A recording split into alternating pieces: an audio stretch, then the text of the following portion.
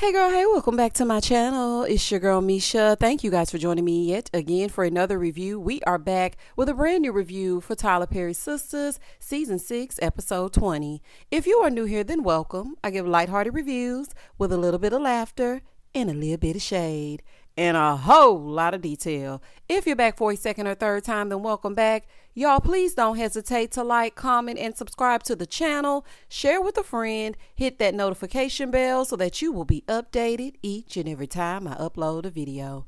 Previously on Tyler Perry's Sistas. Dani don't want to go home because she don't want to face the music or her man. Andy sitting there talking about, it's my karma. Andy is. Jordan thought that Andy knew what was going down, but Andy was too stunned to speak. So the sisters were riding around and Karen might be mixed up in an entanglement. My girls hold me down, them boys mess around, and scene. When the episode first opens up, Dani comes tiptoeing in talking about, I thought you were asleep. No, you were hoping he was asleep, trying to burn the damn midnight oil, hoping not to run into Preston. So, baby, he been waiting there all night long. She come in, he watching a football game. I said, what is this, midnight football? Because, baby, you know Dani been out all night long, okay? All night long, all night. Child, she been out all night long. So, he been waiting there all night. She comes in like he in the wrong, talking about, I was with the girls. You know how we do. Well, while you over there advocating for Andy, you need to be salvaging your own damn relationship. Put all that energy that you had for Rockhead Gary into your man. So then he tells her, that's fine. But now when I'm waiting to talk to you, I've been waiting all day. Dani, you are behaving just like those loser narcissistic men that come tiptoeing in the middle of the night and don't want to be accounted for. Where the hell have you been? I've been calling and texting and calling, and you are not answering me. And then they start to gaslight you. And that's exactly what you are doing to Preston. Quiet as it's kept. Name on the lease or no name on the lease, you would have been locked out. Baby, you would have been on the outside, honey. Ooh, it ain't no way. So he tells her he's been waiting there all day. She's trying to turn it around on him, talking about, ooh, take the hostility out of your voice. Dani, this is far from hostile. Baby, I can tell you ain't really never dealt with a fool, because this right here is calm. This is something I wouldn't mind coming home to and having a conversation. Not he hostile. He was like, I'm not being hostile. Well, you know, your eyebrows are in your forehead or something, she said. And girl, please. She's telling him that she can't talk to him because she had a long night and some crazy stuff went down. With Andrea, it went down. But you know what is crazy? To go on 2 back-to-back dates while your man is sitting at the house. That's what's really crazy. You cheating and then tiptoeing in like you have not been cheating. Moving forward. So Preston sitting on the couch because what else can he do? Dani's character really needs some development and growth. In season 7, I want to see her on betterhelp.com. Okay, we need to see her talking to somebody. She need to go see the lady. She's too childish. She's immature. She's selfish. She needs to grow up. Like, if she wasn't ready for a relationship, why waste this man's time? Especially all his fine time. It'd be different if he was a dusty. No, I'm just kidding. I just playing. But child, it does kind of make a difference. Because, baby, he know he too damn fine for no reason. Oh, honey, it always be the good-looking ones that be made a fool of. In the next scene, Zack and Fatima head to his son's mother's house. So they go in, and Heather B is telling them, look, I don't know what's going on up there, but y'all need to go check. So the one that plays Heather on TV, which is the child's mother, she's getting all bandaged up. She won't even let him see the baby. Baby, the way I would have barged into that room, because I can't hear him or nothing. He ain't cuckoo, cuckoo, honey, send me a bird call or something. He not saying nothing. Zack too nice, honey. I don't know when the roles in reverse. Zack, you charming soft. We shouldn't always have to rely on Tima to get it started. Bust the damn door down, go get your son, it's not really your son, and see if he is okay. So she's telling them he's fine, okay? But I cut my arm on his table. So y'all need an ambulance for a cut? And girl, dramatic much? But it's the dude smoking and not blowing out no smoke all up in the place for me. When I looked over there and that camera panned over to him and he blew that cigarette out and not an ounce of smoke came out, I said, only on a Tyler Perry production. Baby, not an ounce of smoke came out. And child, anyway. So So they were about to leave because she telling them, y'all need to get out of here. Get your ass out of here. And child, she just cussing them out now that Fatima wants to talk. Heather is being childish. She doesn't want to have a conversation. They're about to leave, and here comes Opie, the cop, talking about, we got a call that there was a domestic disturbance. Baby, it's been domesticated all week. Where have you been? Baby, that cop been on beat all week. That's that same cop that showed up to Zachary's house. Ooh, this is a mess. He not even asking no real questions, just standing there. You're the dad? Zach said, yeah, you already know that though.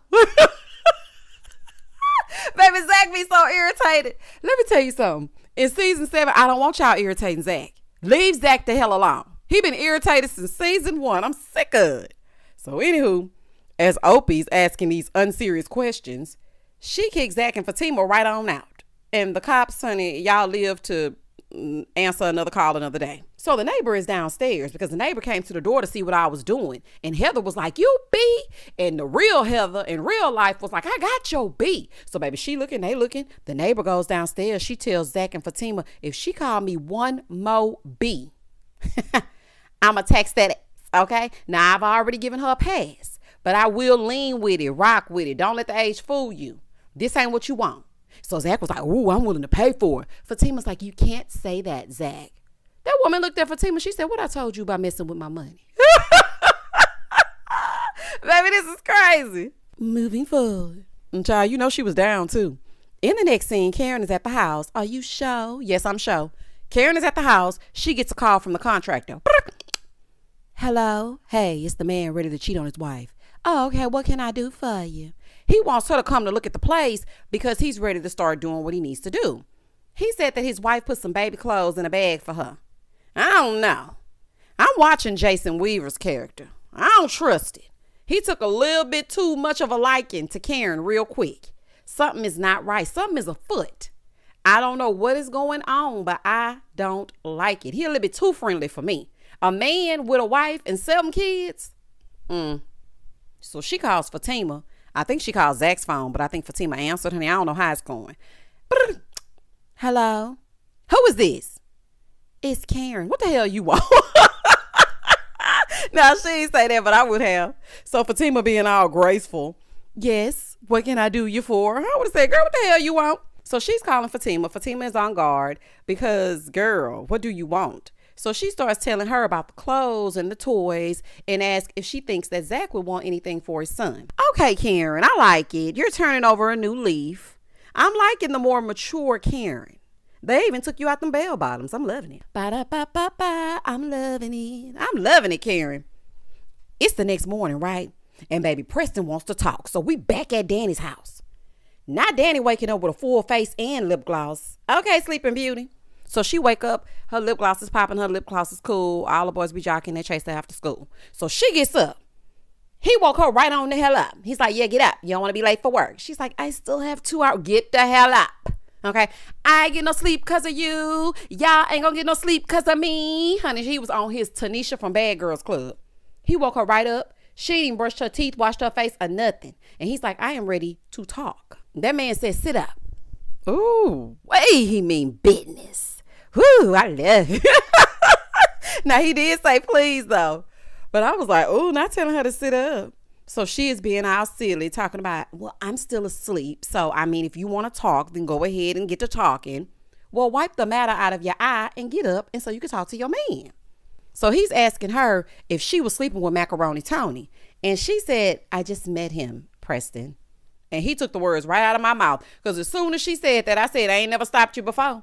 He said, well, I'm not trying to be rude, but you have slept with people on the first date or upon first meeting them. She said, yeah, including you. Dani, I'm glad they made Andrea the lawyer because, baby, exactly. You're proving his point. You will get down with the get down. You ain't none of Monica. You will get down on the first night. You gonna get down. Now, I don't know why Tyler is writing you to do those things. But you will get into it if we gonna get into it. Well, baby, what he say that for? She was appalled. She was like, are you calling me a pro? Every question he asked, she asking a question in return. Dani, this is not effective communication. Girl, he is trying to talk to you and get to the bottom of your issues. So he tells her, listen, I don't think you're ready to be with me. The only reason you're with me, if we really want to be real, is because that man attacked you. And I agree. I feel like you rescued her. So she decided maybe you're not all bad. And really, I don't think Dani's character feels worthy of real love that's genuine. Y'all just stay with me. I'm not making excuses for Daniela, but I really think her character doesn't think that she's worthy of love. Let me break it down. She always is the butt of the jokes when it comes to the sisters.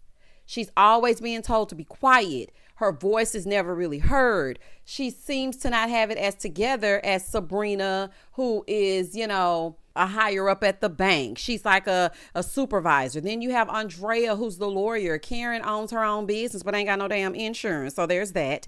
But Daniela works the counter at the airport. And I think that she feels a little bit beneath the other sisters in the sister circle. She does not feel worthy. So for her, it's like, okay, I want to be in this relationship. I got this nice guy, but why is he being nice to me? Like, of all people, why? Like, why do you want me? But Preston, I feel like you hit the nail on the head when you said that's the only reason why she took you back, baby, because that's really the real. So then he asked her if the other guy would have worked out, would he even be there? She said, I don't know. Ouch. He is really trying. But Preston, you played games too with Mindy and don't think I forgot. Okay? You were sitting in that restaurant when Daniela wasn't doing nothing and you were in there with that other woman. Then you backdoored and went and proposed to Mindy. But then you realized that you could not stop thinking about Dani. You were really giving two can play that game. So don't act like it was just Daniela. Now, granted, she is getting on my damn central nervous system, but you did some things as well. And don't think I forgot. Moving forward. So he wants to know, how is he supposed to feel when she says stuff like that? Like crap. And that's exactly how she wants you to feel, so you can leave her alone so she can go over there and talk to that man in the van. So she said, don't take that tone with me. He said, okay, so now it's my tone. It's not what's going on here, but it's my tone. See, the problem is I'm being too nice. Yeah, they'll run right over you. You can't be too nice. Like, you could be nice, but you have to know when to create boundaries as well. So he told her just to go be with him. Go be with the man at the airport because I'm done. And all she could say was, okay. Now, Dani, you don't mean that. This conversation is going absolutely nowhere fast because Dani cannot effectively communicate. He told her that he's going to still love her because he can't stop. He said, you know how I know I can't stop? Because I tried, but I can't. But the crazy thing about it is I know that you're never going to love me back the way that I love you. The way that I love you. Baby, shout out to Ashanti. That man was so fed up. He said, F you, Dani. I said, I know that's right, baby. Give it to a straight no chaser. Now, I don't really condone the cussing out of our women, but Dani, you earned that F you. So she turns it around on him like he's in the wrong. Dani was infuriating me in this scene. I wish I could have found someone to truly speak their heart to me. Because if I did, you best believe I would sit straight the hell up and have a conversation to end all conversations, baby. Almost call in so we can have makeup sex. And you got a man standing right in front of you, willing to talk. And you're gaslighting the heck out of him. So he tells her it's over and baby, he walks out. Deuces. As he should. In the next scene, Andy is at home in his closet, child, looking like a boutique. I said, now how she get to the store this early in the morning? But it was really her closet. So she's at home and Karen stops over. But while she's waiting on Karen to come up, she gets a call from Jordan. So he's calling. He's apologizing for what? I don't know. He's telling her that Penelope cried herself to sleep. I can imagine she did. So Andy tells him to tell his sister that she's sorry. But Jordan is like, okay, she wants to talk to you. She wants to get some answers, and maybe you'll get some answers too. Andy said, me? Okay, well, I need to think about it. You know what? Both of them too scary to be together. It would never work. So as they're talking, Jordan says, what a slimy dude. And Andrea said, okay, I'm not going to do that. I'm not going to do that with you. Girl, be very for real. Gary had no issue calling you a side chick unworthy of love or even being married, but him being called slimy is too much for you? Child, it's true. Now, I mean, I kind of understand not sitting up bashing him with Jordan, but let's be serious. He made a fool of you. He humiliated you. And in front of a man that liked you, He let the man know, bruh, don't even waste your time. Not even worthy of being a wife. Even though your fiance is wearing the same ring that you put on Andrea's finger after you got through trying to crush her damn ribs. And don't think I forgot. Is that ring locked up on her finger too? She been locked up, won't let her out. Where's her lawyer? She can't use Andy because it ain't gonna work. Baby, it ain't gonna work. What is he talking about? And what is taking Karen so long to come up? It ain't never took them sisters that long to get up in that penthouse. So they're about to get off this phone. So he asked her out to lunch. Sir, please leave Andy alone. It's too messy. Why would you want to date Andy, who dated your sister's fiance that she's pregnant by? Like, that is messy. Where they do that at? So Karen comes on in and she gets off the phone. So Karen was like, who were you talking to? And she said, I was talking to Jordan. She asked Karen, she said, what are you doing here? She said, I just came to check on you. Nah, you coming to pick up that check. It's a check in there, all right, but you weren't coming to checking on her and you ain't fooling me. So Andy is feeling like she's stupid. She's like, is me feeling stupid valid? Nope, because you knew he was attached when you met him. Him cheating on his wife is a major character flaw, and you was down for it. Every time he got up in the middle of the morning to run down to that gym, aka back home to his wife and probably over to Penelope, because the timelines are not timelining. So Karen trying to get to the money. So she's sitting there talking. So she's like, well, he lied to your face, so it's really not your fault. Ma'am, she knew exactly what it was. She knew what it was. So Andy was like, well, how about I didn't have a single clue? Like, how did I not have a single clue? Andrea, I don't know why Tyler Perry wrote this for you to say. Because Leslie in her Shamar Moore wig told you that Gary was creeping and you refused to listen. She even came with pictures. Okay, so don't say that you didn't know. Please stop. You knew. You just chose to ignore it. So then she asked Karen, was I blind this whole time? Yes, ma'am. Ray Charles to the bush. Okay, yes, you were. Yes, you were. So after venting, Karen tells her, you gonna be all right. We gonna be all right. We gonna be all right. And she said, we're gonna be all right. We're gonna be fine. We always have. So then she was like, so now that you know you're gonna be all right, how about that check? Baby, Karen came for that money. Karen was in there trying to get that money. Y'all know how you want to do something with your friends, like when you were younger and you got to go in there and ask your mama for money. So you start pretending to be interested in whatever she watching on TV. Mama, what you watching? Oh, this that show. This that show this that show. Oh, okay. Then you sit on the edge of the bed looking all crazy. She was like, what the hell you want? Can I go with so-and-so? Girl, go grab my purse. That is exactly how Karen was acting in here with Andy. Sitting at the foot of Andy's bed, waiting for her to grab her purse. She can get that checkbook. She can take it down to this shady contractor. Side note, wardrobe. Baby, y'all doing the damn thing. When I say y'all are doing it, Andy and Karen looked so good in this scene. I said, yes, the wardrobe is really doing it. In the next scene, back at Dani's house, Sabrina shows up on her way to the empty bank and trust. So Dani is telling her what went down with Preston and how he broke up with her and called her a pro. And she was like, but I mean, men do it all the time and nobody calls them that. I mean, he slept with me on the first night. I was a stranger. He was a stranger. Why is nobody calling him a pro? Now, I don't know what everybody else do, but I definitely call them that. If they doing pro activities with pro tendencies, pros are they friends, pros are they enemies, in the illustrious words of Ludacris. Baby, I'm going to call a spade a spade. If you a pro, you a pro. Male, female, woman, man, cat, dog. All that sleeping around extracurricular activity, honey, that don't make no sense. So Sabrina, she just as sweet as pie, honey, just as lost, talking about they're always projecting. Girl, what? Dani is not telling you the full story. The way Dani was crying, though, y'all, it told me that it wasn't because of the breakup. Okay, let me take her outside of Tyler Perry land. It was not because of the breakup in this scene. I think that those were real tears because Preston allegedly won't be back next season. I think that was a real goodbye. Because Dani don't never be toe up like that. I said, baby, not real tears. And then the way she stopped at that door and just held it and let them tears fall, that was because Preston is not coming back. And I think they had to write it this way so that Preston would have a reason to leave and move on with his life. That's why Dani was so aloof and really was like, I don't give a damn. That's what it was. So it made me shed a tear. I'm a Miss Preston. Here goes Sabrina talking about, well, I mean, you got the new guy. You got the other guy. That's the problem, Sabrina. Out with a new guy who's a creepy, eavesdropping, van driving weirdo instead of being home nurturing her relationship. That's y'all's problem. Just jumping from man to man. Sabrina, don't give no relationship advice because, honey, where's Calvin? Moving forward. I'm sorry, Dani. I cannot feel bad for you. You did this to yourself.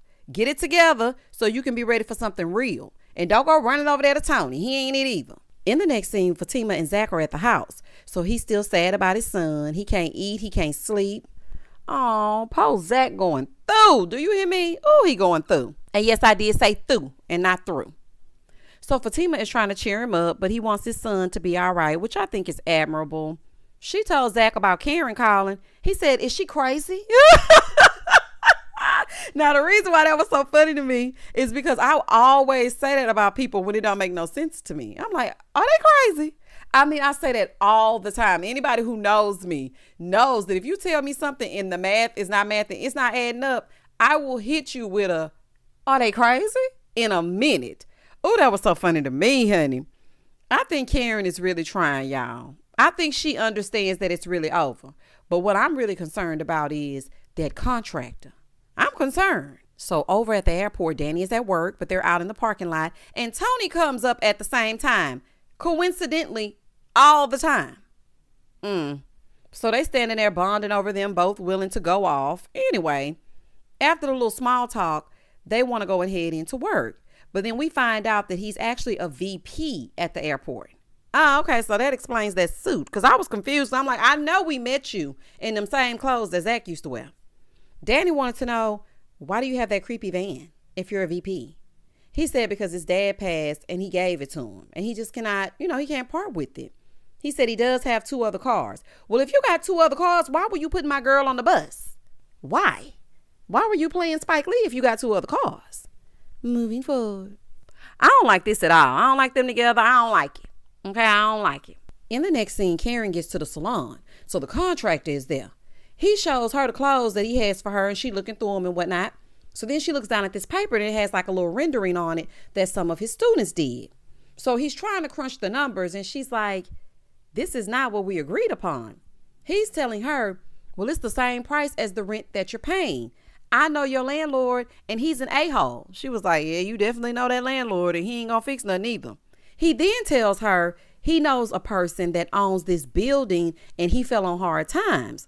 So he wants to know if maybe she want to buy it and open up a salon. Karen don't need to be buying nothing. She can't even put insurance on the leased space. She's not responsible enough to be owning nothing. So she was like, I really can't afford it. He said, but no, it's the same price as your rent. She said, and how do you know what my rent is? He was like, I told you your landlord was an a-hole. That ain't got nothing to do with you knowing the price of her rent.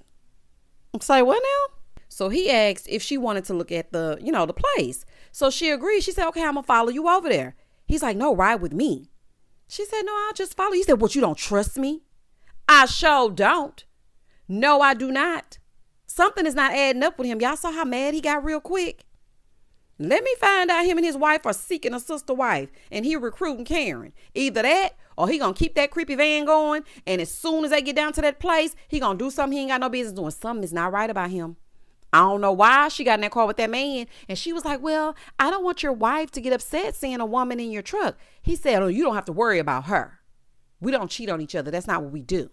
So that's what made me think it was a whole seeking sister wife type situation. I was afraid he was going to take off somewhere. I don't trust it. But Karen hopped on in and I said, girl, not you getting in and trying to get in all slow. Girl, you ain't got no stomach. Hop in the car. Girl, hop in that damn van. Back at Hayden's Love Shack, Gary shows up. I'm like, oh, Lord, not early in the morning. So he shows up. He badly want to speak to Hayden's little wifey. So he goes up to Hayden and he presents Exhibit A to prove that his little thick thing, as he called the last episode, is playing him. And Fatima been setting him up this whole time. Hayden is like, I know you and lying to me. He said the proof is right there. So Hayden looks at it and he's like, you know what? I am going to destroy her. Ooh, baby. So now Hayden is back to harassing Fatima. So it don't look like he gonna leave next season. Dang. And that was the end of the episode. I thought this was another great episode, y'all. I really did. The conversation between Dani and Preston was very real. It was very real. And those tears that she was crying is because Dani and Preston are like, everybody's giving them a name. They're destined to be together, except Dani keep playing.